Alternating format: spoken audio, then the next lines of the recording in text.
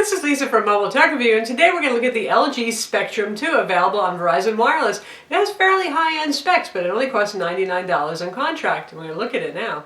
So this is the LG Spectrum 2. It's available now on Verizon Wireless, and has fairly high-end specs for $99. Usually you have to pay $199 on contract to get some pretty good specs, or even higher if you're looking at a bigger phone like the Galaxy Note 2. For your $99, what do you get? 4.7-inch IPS display. LG makes some really fine IPS displays. Very clear, very sharp, certainly bright enough to see outdoors. Resolution is 1280 by 720, which is pretty standard among higher-end Android phones. Is only beat by the few 1080p phones on the market like the HTC Droid DNA. You can see we actually have 4 capacitive buttons down here. Not just 3, but 4. That's a little bit different. We have back, home, multitasking button, and the usual menu button right there. Phone runs on the usual 1.5 gigahertz Qualcomm Snapdragon S4 Plus CPU.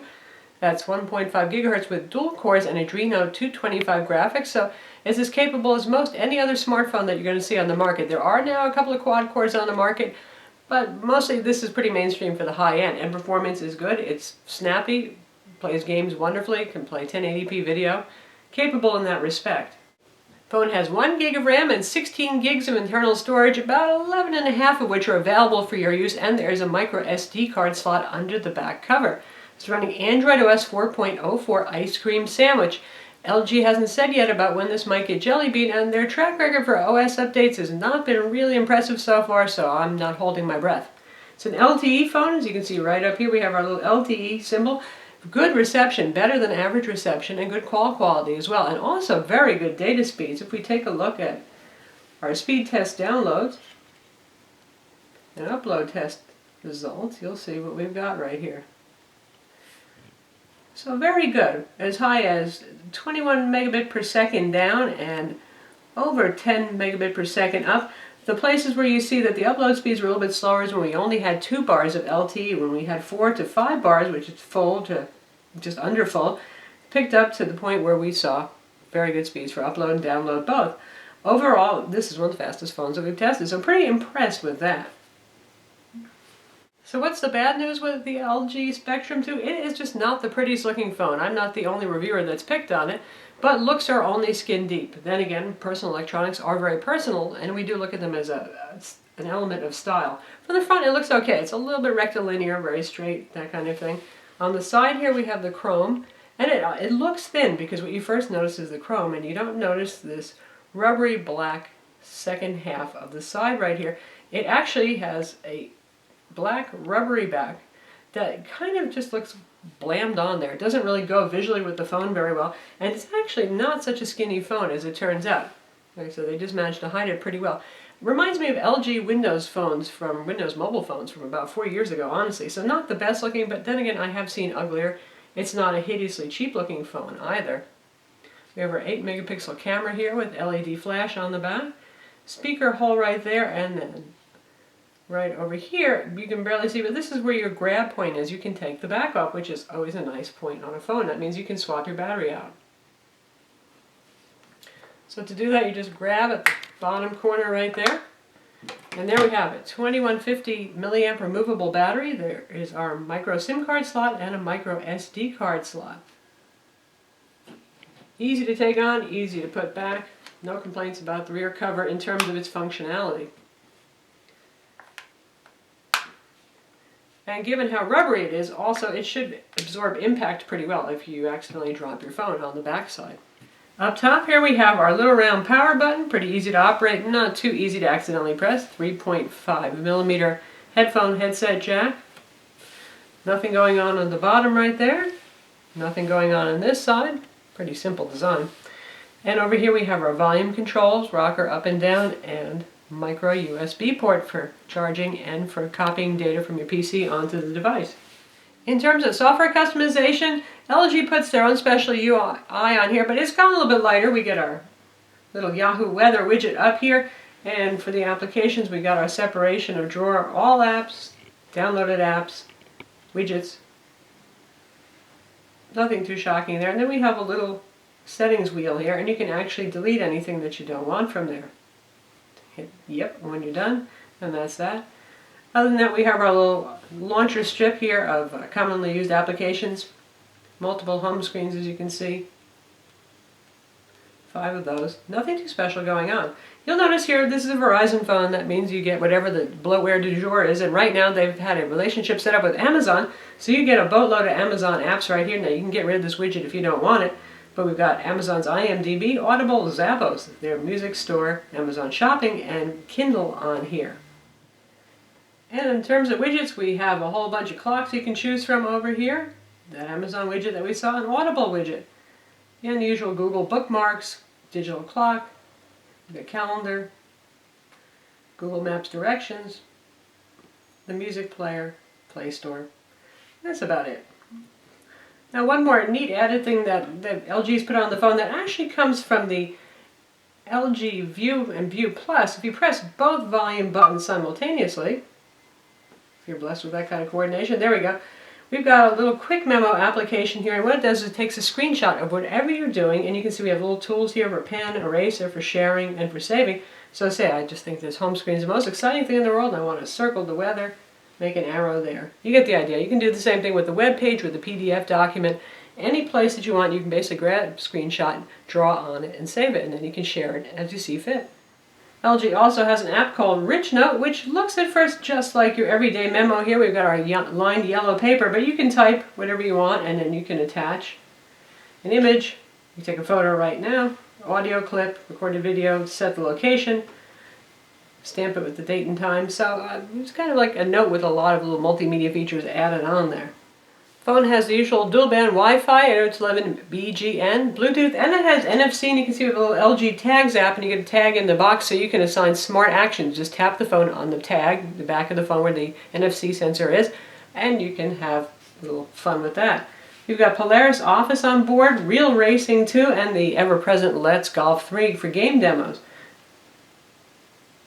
And for Polaris Office, which you're looking at right here, you can view, edit, and create new Office documents. We tap the menu button, you see you have an option there for new. And you can choose whether to create a Word-compatible document, spreadsheet, presentation, and set up your online access for accounts if you have some cloud storage where you have documents. In terms of performance, it does quite well. It does what you would expect it to do as a 1.5 gigahertz dual-core Snapdragon. Scores 5400 on Quadrant, 9992 on Antutu benchmark, 1712 on SunSpider JavaScript test, and 50 frames per second in GL benchmark with their classic Egypt test on screen. So certainly capable, and we're going to test out Dead Trigger now to see how it plays a game. And here we are testing out Dead Trigger. Definitely good frame rate.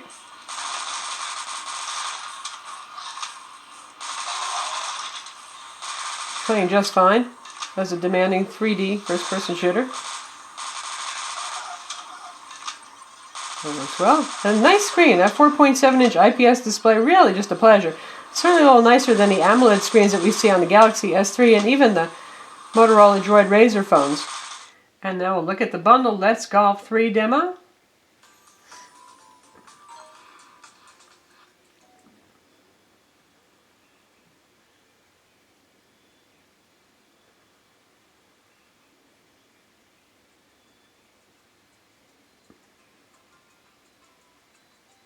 Looking smooth and fine so far. You can hear the speaker. Moderate loudness, not bad.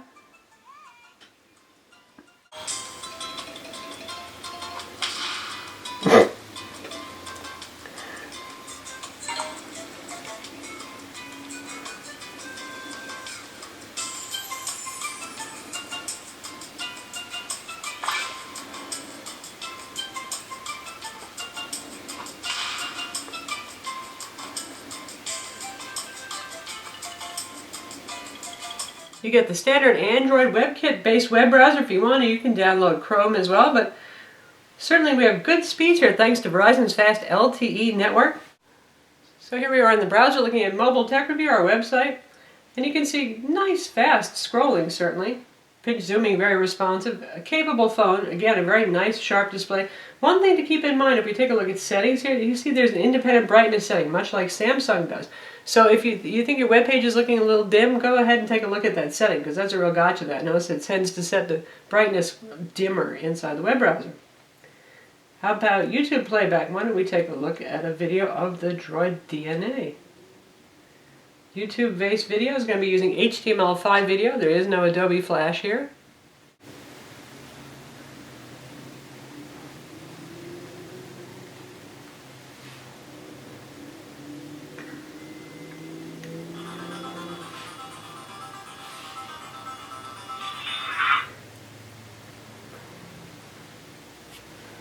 From Mobile Tech Review, and today we're looking at the HTC Droid DNA. And we're doing this over Verizon's LTE 4G network. Volume is set at about 75%. Obviously, we popped out to full screen mode. Lisa from Mobile Tech Review, and today we're looking at the HTC Droid Plays perfectly. DNA. Good lip sync. Looks good. From HTC in a while. Not that we've seen a lot of phones. Again, very capable for $99. And for 1080p video playback, we'll take a look at our 1080p trailer here. MPEG 4, high profile.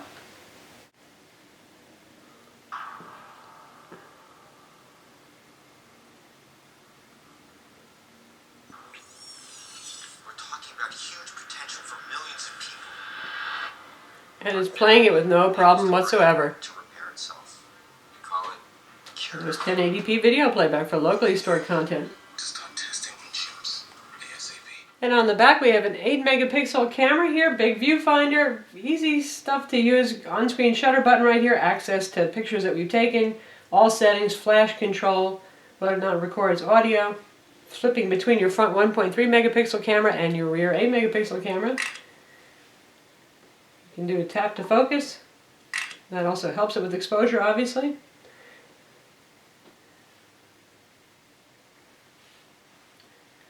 And if we want to shoot video, and we can take pictures simultaneously while it's taking 1080p video. So the usual stuff that you'd expect to see here on Android. And the camera's pretty capable. It's an 8 megapixel camera, and it compares favorably to the Droid Razr camera.